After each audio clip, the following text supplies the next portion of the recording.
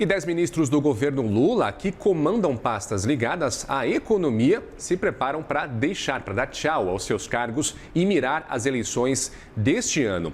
E pelas regras da Justiça Eleitoral, é necessário se descompatibilizar das posições até abril para disputar novas eleições. Segundo a apuração da CNN Brasil, dentre as pastas econômicas só estão garantidas as permanências de Luiz Marinho, que é ministro do Trabalho e Emprego, e de Esther Dweck, que é da Gestão e Inovação em Serviços Públicos. Para a gente entender os impactos dessas mudanças na esplanada dos ministérios, eu recebo aqui com todo prazer na nossa tela Victor Scaletti, que é estrategista macro e analista político da XP. Victor, boa tarde, obrigado pelo seu tempo aqui na programação. Boa tarde, obrigado pelo convite. A gente que agradece a sua disponibilidade. Olha só, salve-se quem puder, Victor, essa debandada de ministros, só que todo ano isso acontece, talvez nesse ano um pouco mais de força. E com a saída, Victor, desses 10 ministros da área econômica até abril de 2026 para disputar as eleições, a gente tem um cenário que chama a atenção, que são justamente as pastas econômicas. Queria entender de você qual que é o tamanho de um risco de uma paralisia reformista no governo Lula neste último ano de mandato dele. Você enxerga isso? Vamos lá. A gente, assim, como você colocou na introdução, é normal que tenha nessa época do ano, em todas as eleições, alguma saída de ministro para disputar ali um cargo ou outro, ou nem que seja para abrir algum espaço e acomodar. Então, é esperado que isso aconteça, tá? É, Também é esperado que em anos de eleição o Congresso, em algum momento, também desacelere suas atividades e comece a focar mais as atividades dos parlamentares nas suas bases ali para trabalhar para reeleição, para eleição de a quem eles estejam apoiando eventualmente naquela eleição. Então, acho que, pelo menos aqui para os colegas de mercado, nas conversas que a gente não tem uma expectativa grande de reformas muito relevantes aqui, pelo menos do lado fiscal, em especial, que o mercado olha com bastante atenção, num ano eleitoral de forma usual. Então, acho que não sei se são a saída dos ministros que mudam muito esse cenário, eu acho que não. Deixa eu aprofundar um pouco a visão do investidor. Você que está por dentro aí do mercado financeiro muito mais do que a gente que está do outro lado da tela, como que o investidor estrangeiro, principalmente, lê essa reforma toda ministerial? Para ele, isso é de praxe do calendário econômico do Brasil ou não? Isso aí representa nada mais, nada menos do que uma incerteza política e econômica aqui no Brasil. Os estrangeiros estão bastante animados com os ativos brasileiros aqui, talvez mais pelo cenário global, mas também pela atratividade aqui do que a gente está vendo na bolsa, na curva de juros, mesmo no câmbio. E eles veem os estrangeiros que olham para o Brasil e já têm alguma experiência olhando o Brasil, eles entendem como é que funciona o processo eleitoral, às vezes muito mais do que a gente imagina que eles entendem. Então eles olham bastante de perto, então entendem que tem essa desincompatibilização, entendem que isso é normal, que vai trocar eventualmente o ministro da Fazenda, por exemplo, se o ministro Fernando Haddad decidir sair do governo nesse momento, que eventualmente deve entrar alguém ali que talvez seja alguma coisa de continuidade, pelo menos a sinalização que a gente vê até agora. E se for nessa linha, acho que os estrangeiros continuam nessa toada ali do mercado global de alocar dinheiro em países emergentes, que inclui o Brasil, como a gente viu ao longo de 2025 e no começo de 2026. Victor, aproveitando essa deixa que você me deu, que é importante, o mercado às vezes fica muito calmo, já precifica ali de uma forma muito rápida as movimentações políticas e como isso reflete, por exemplo, o Ibovespa, mas às vezes, meu caro, basta um boato para que o Ibovespa vá em queda livre, que foi o que aconteceu no dia 5 de dezembro com o chamado Flávio Day. Então, o ex-presidente Jair Bolsonaro indicou Flávio Bolsonaro como o candidato oficial à presidência da República no lugar de Tarcísio de Freitas, governador de São Paulo, que é o favorito do mercado. E aí a gente viu até o Ibovespa se recuperar, já era quase metade ali de janeiro. Qual que é o critério do mercado para que essa reação seja tão exacerbada e uma reação muito calma, com uma troca de presidência, talvez uma troca de liderança no governo de Lula, no lugar de Lula? Qual que é a posição, qual que é o critério? Queria entender um pouco de você isso, Victor. Então, vamos lá, acho que o mercado reage à incerteza, como você bem colocou anteriormente. Então, quando teve ali o chamado Flávio Day, a gente teve uma situação nova. E o mercado às vezes demora um tempo para digerir, tentar entender quais são os impactos possíveis. uma eventual candidatura, das suas chances, de o que seria um governo, quais seriam as propostas. Então, demora um pouco mesmo, é natural que isso aconteça. Então, a primeira reação é de incerteza e depois você vai depurando um pouco. No caso das mudanças ministeriais previstas ali para o prazo de desincompatibilização no início de abril, é um processo um pouco diferente, é uma coisa que já está sendo esperada, a gente está falando disso no final de fevereiro, então já tem uma expectativa em relação a isso.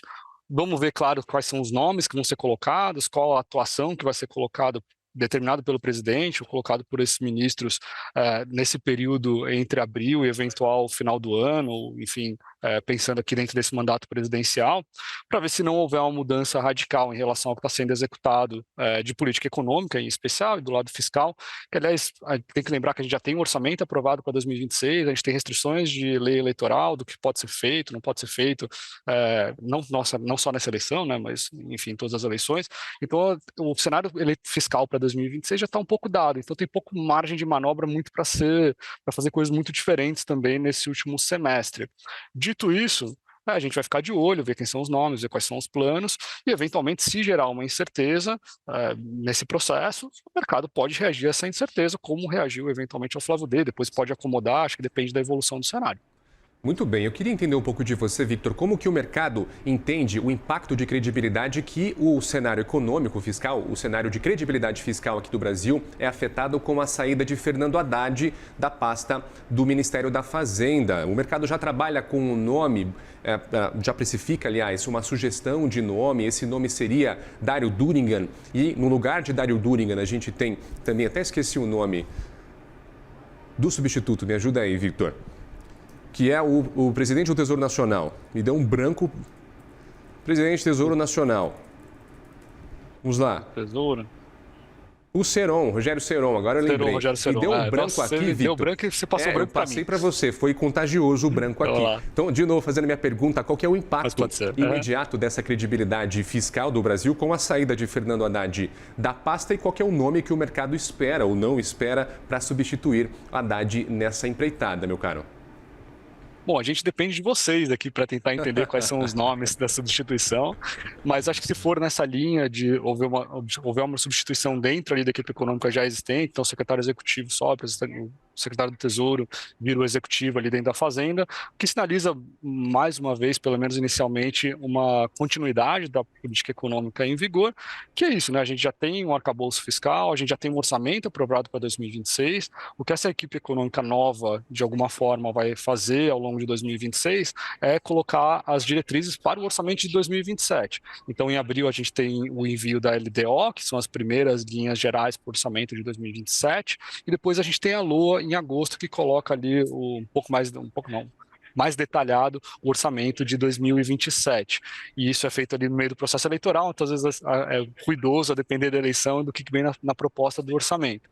Mas lembrando que a gente, com a mudança no pagamento de precatórios no ano que vem, como ele é contabilizado nos limites de despesa, na meta fiscal, isso abre algum espaço para que qualquer governo, seja a continuidade desse governo, seja uma alternância de poder, tenha um espaço fiscal ali razoável, parecido com esse ano, em termos de despesas discricionárias para o ano que vem em relação a 2026. Então, esse orçamento também não deveria trazer grandes surpresas em relação ao que a gente já tem para 2026, por exemplo.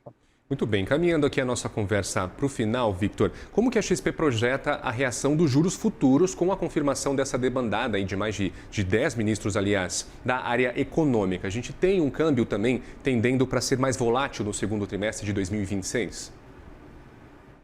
Olha, historicamente a gente fez até um estudo sobre isso, a volatilidade de preços de ativos em anos eleitorais, e o que a gente encontra é que quando há esse período de desincompatibilização, historicamente, em alguns momentos a gente viu sim volatilidade nesse momento, mas pelo motivo que, na verdade, que a gente talvez já tenha passado em dezembro, porque nesse período do ano, historicamente, por causa da desincompatibilização, não é só esse ano, que você tem a determinação, mais ou menos, ou o encaminhamento da oferta dos candidatos para a eleição. E nesse momento o eleitorado começa a se ativar e as pesquisas de opinião começam a se mexer. E aí o mercado vai incorporando, enfim, tentando incorporar essas novas informações que vão aparecendo. Então, historicamente, é um período ali entre março, maio, que a gente viu alguma volatilidade, tá? Mas dessa vez talvez esse período de volatilidade tenha sido antecipado até pela decisão do ex-presidente Bolsonaro de escolher o Flávio em dezembro, que gerou uma volatilidade ali no mês e foi encaminhada, foi digerida, como a gente falou um pouco antes, ao longo das últimas semanas. Do ponto de vista macroeconômico aqui, o ano econômico de 2026 acaba, na prática, em abril com a saída desses nomes ou não? Você enxerga que os substitutos vão ter autonomia, sim, para retomar a agenda fiscal que estava sendo tomada antes da saída desses ministros? Victor, como que você analisa esse cenário? Eu acho que a diretriz é do presidente Lula, então se for a determinação de continuidade, vai haver continuidade, se for ouvir ali uma orientação para fazer alguma coisa diferente, acho que eles vão ter que avaliar, enfim, a equipe econômica, se forem esses nomes que foram sugeridos por vocês aqui da imprensa, acho que a gente vai caminhando para ter essa mais uma continuidade.